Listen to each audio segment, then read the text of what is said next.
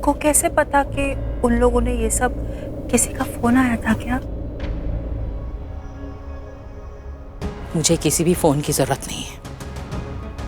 माँ हूं मैं तुम दोनों की, जानती हूँ, उन लोगों को भी अच्छे से जानती हूँ। वो कब किसकी बेइज्जती कर सकते हैं अच्छे से पहचानती हूँ। लेकिन मुझे कोई फर्क नहीं पड़ता वो कैसे हैं, किसके साथ कैसा बर्ताव करते हैं। वो लोगों की सच्चाई नहीं पहचानते, इन सबसे मुझे कोई लेना देना नहीं है। मुझे फर्क पड़ता है तो सिर्फ अपनी बेटियों से। मुझे फर्क पड़ता है कि कोई तुम्हारी बेइज्जती करे। मुझे फर्क पड़ता है जब तेरी बेइज्जती होती है और वो लोग तुझ पे चिल्लाते हैं, तेरे दिल पर क्या गुजरती है। मुझे फर्क पड़ता है, इसीलिए मैं बार बार तुझे मना करती हूँ उस घर में जाने से, उन लोगों से बात करने से। लेकिन ये तो नासमझ है, छोटी है ये गलतियां कर सकती है, इसे उल्टे हाथ का चाटा भी मार सकती हूँ मैं। लेकिन तू तो इतनी समझदार है प्रीता, तू कभी कोई गलती कर ही नहीं सकती, यही सोचती हूँ मैं।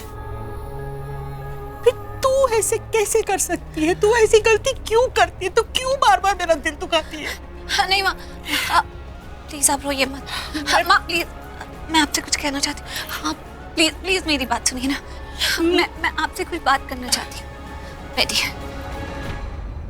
अच्छा, मैं तुम्हें ब्लेम कर रही हूँ। वेरी गुड शोलन, मैं इतनी ज्यादा परेशान हूँ, वो समझ क्यों नहीं रही हो शोलन? मेरी शादी होते होते रुक गई है, वो शादी जिसके लिए मैंने क्या कुछ नहीं किया। ये क्यों सुना रही हो? क्योंकि मुझे ऐसा लगता है ना, ये सब तुम्हारी वजह से हुआ है। मैंने क्या किया है? अगर तुम जरा सा भी वो कौन है, वो तुम्हारा वो फ्रेंड, उसको कंट्रोल में रखा होता ना, थोड़ी सी नजरें खुली रखी होती कहाँ क्या हो रहा है, तो आज ये नहीं होता। मेरी शादी हो गई होती। मायरा, आज नहीं हुई तो क्या हुआ, कल हो जाएगी। अच्छा, अगर तुमने कल कोई प्रॉब्लम नहीं क्रिएट की तो देखो शोलन, मैं ना तुम्हें वार्निंग दे रही हूँ। मायरा, कोई गड़बड़ नहीं होगी।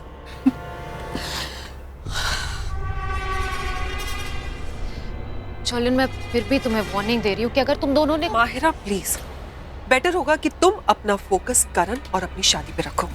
मुझे पता नहीं कि तुमने नोटिस किया कि नहीं, लेकिन एक बात है, चाहे हमने करण के दिमाग में कुछ भी डाला हो, चाहे करण ने प्रीता के अगेंस्ट कुछ भी कहा हो, राखी आंटी और ऋषभ जी अभी भी प्रीता की ही साइड लेते हैं। उनके दिल में प्रीता के लिए सॉफ्ट कॉर्नर है। तुम्हें पता है कि नहीं, मैं नहीं जानती, वो दोनों इस घर के स्ट्रॉन्ग पिलर हैं और तुम्हें कुछ ऐसा करना होगा कि ये दोनों स्ट्रॉन्ग पिलर हिल जाएं। कुछ ऐसा करना होगा कि करण सिर्फ तुम्हारी बात सुने, अपने माँ और अपने भाई की नहीं। करण के दिमाग में सिर्फ एक ही बात घूमनी चाहिए कि वो तुमसे शादी कैसे करें। समझी तुम? करण की टेंशन तुम मत लो, उससे मैं बात करूंगी, तुम सिर्फ अपनी गारंटी दो मुझे। आई प्रॉमिस कोई गड़बड़ नहीं होगी। पक्का कोई प्रॉब्लम नहीं होगी ना? प्रॉब्लम? कैसी प्रॉब्लम? किस बारे में बात कर रहे हो तुम दोनों?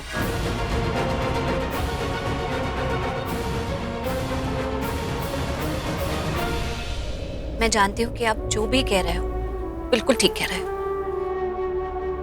शायद मुझे ये सब नहीं करना चाहिए था और मेरी वजह से आप बहुत परेशान होते हो, लेकिन अपनी तरफ से मैं भी कुछ कहना चाहती हूँ। माँ, आपको वो दिन याद है जब सृष्टि और मैं नासिक से मुंबई आए थे?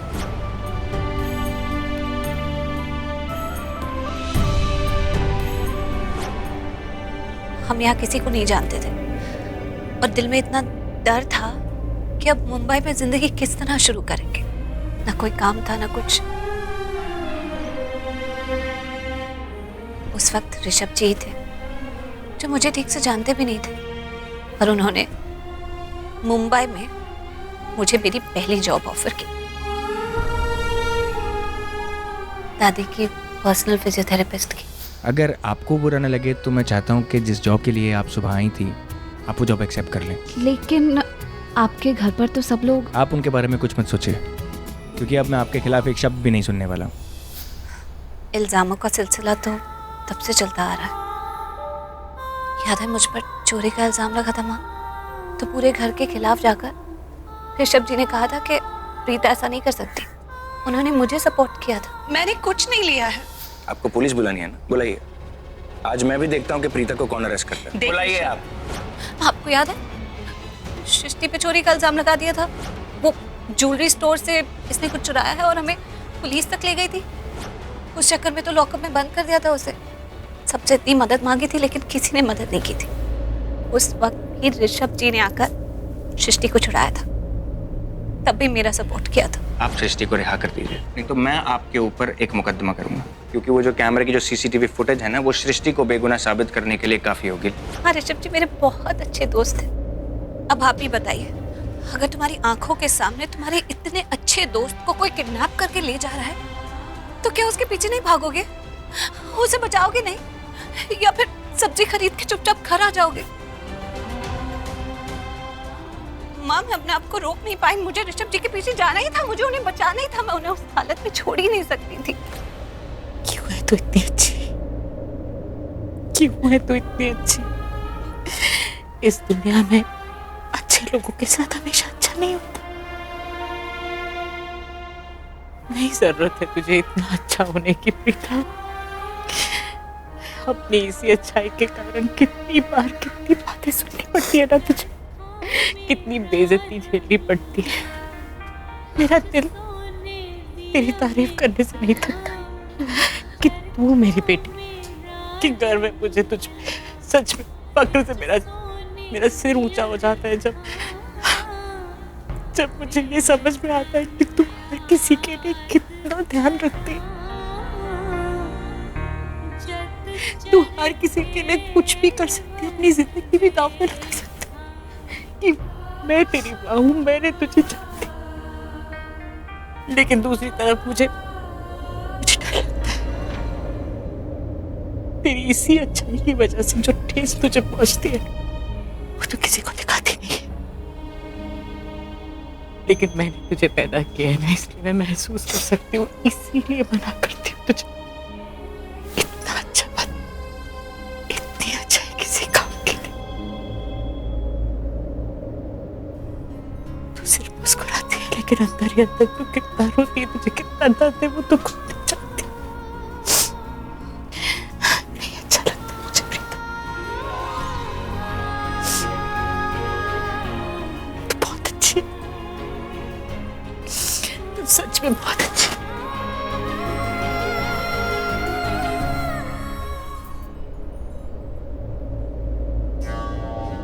आंटी, वो एक्चुअली मुझे ना बहुत टेंशन हो रही थी। देखिए ना, वो राखी आंटी अभी भी प्रीता को इतना ज़्यादा पसंद करती है। इतना कुछ हो गया, प्रीता ने मेरी शादी रोकने के लिए ऋषभ तक को किडनैप करवा लिया। उसके बाद भी तो एक्चुअली मैं सच कहूँ ना, मुझे बहुत डर लग रहा है कि कल कुछ गड़बड़ हो गई, प्रीता यहाँ आ गई, उसने शादी रोक दी, पता नहीं क्या होगा। बेटा तुम बिल्कुल टेंशन मत लो, ऐसा कुछ भी नहीं होगा। मैं हूं ना, कल तुम्हारी और करण की शादी जरूर होगी। और रही बात प्रीता की, तो वो इस घर में कदम भी नहीं रख पाएगी। You sure, aunty? No, I'm not sure. I'm dead sure. Don't worry, बेटा। Thank you.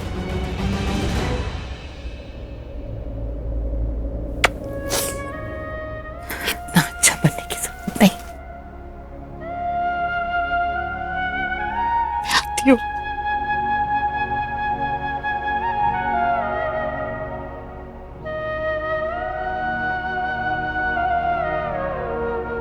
देखा सीख अपनी बहन से, कैसे उसने बिगड़ी बात को संभाल लिया, बहन जी का दिल पिघला दिया।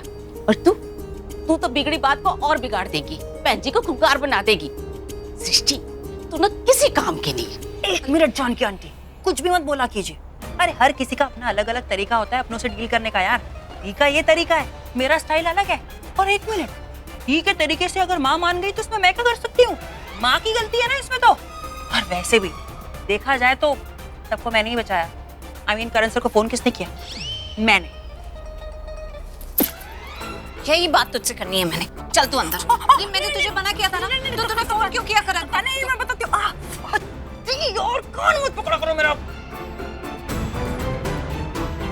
मैंने करण सर को नहीं फोन किया था, मुझे कोई शौक नहीं उनको फोन करने का। अच्छा, अरे यार मैंने सैमी को फोन किया था, अब मुझे क्या मालूम कि सैमी की जगह करण सर फोन उठाएंगे। मुझे क्या पता कि वहां से कौन फोन उठा रहा है, मेरे सीसीटीवी कैमरा थोड़ी लगा हुआ है। अरे जब फोन उठाया तो किसने हाय हेलो तो किया नहीं, मैं तो शुरू हो गई अपनी कहानी बताने, और मुझे क्या मालूम कि समीर की जगह करण सर ने सुन लिया सब कुछ।